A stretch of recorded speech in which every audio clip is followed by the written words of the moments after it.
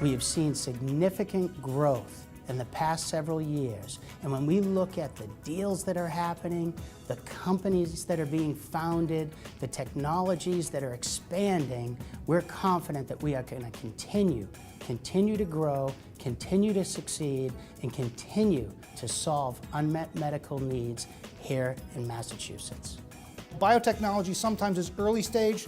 Now the industry is maturing to where some of the things we've worked on are now being used by patients, used by physicians, and really positively affecting people's lives. As we look toward the future in making drugs, they will actually have to be done more cheaply and for much more narrow populations. And that takes innovation to figure out how you can do that for a small population that cannot necessarily afford the high cost of drugs as we go forward. And I only believe that Massachusetts, maybe a couple others, but Massachusetts in particular, has the capabilities and the knowledge and the depth of experience such that they can actually deal with that problem. Disease is global. The needs, the unmet needs of patients are global, and we are collaborating more and more with companies in Asia and in emerging markets as well as in Europe.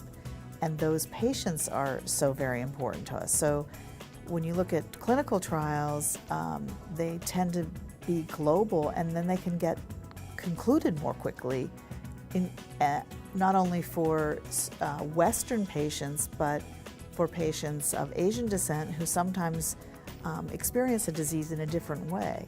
For Boston in biotechnology, you have the science, the infrastructure that's needed, venture capital money, all that needing to come together to really drive innovation. Now, we're a more established company.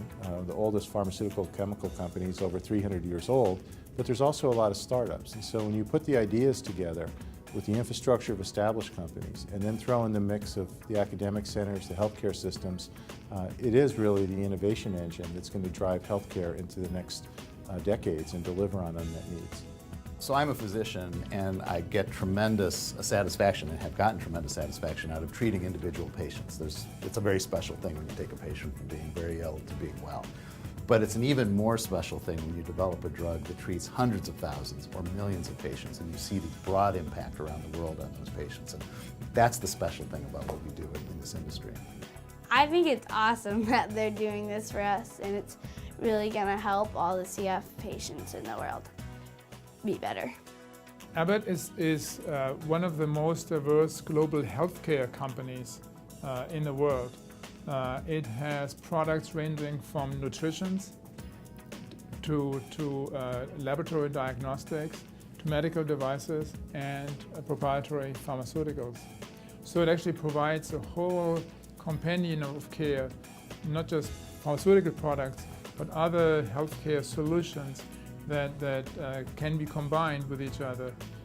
So we look at the treatment of patients in a very holistic way, but always looking for the next great idea, how to serve patients even better. Patients are always at the forefront the way we think about what we want to do next. The governor's vision of this Life Sciences Initiative is an investment in good science, but also good business. So absolutely, there is an economic development component, there is an important job creation component. But again, that's also with a very patient-focused mission. That is to get these therapies and these treatments and hopefully cures into the hands of providers, into the bodies of patients.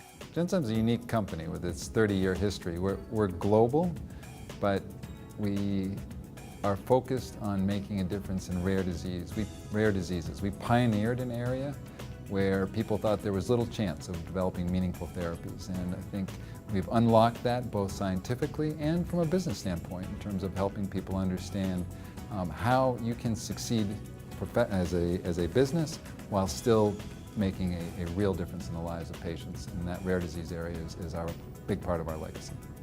If you were building a financial services company, you'd want to do it on Wall Street. If you were filming a movie, you'd want to do it in Hollywood. If you're starting a new biotech or life sciences company, there's no better place in the world than where everyone else in your industry is already concentrated.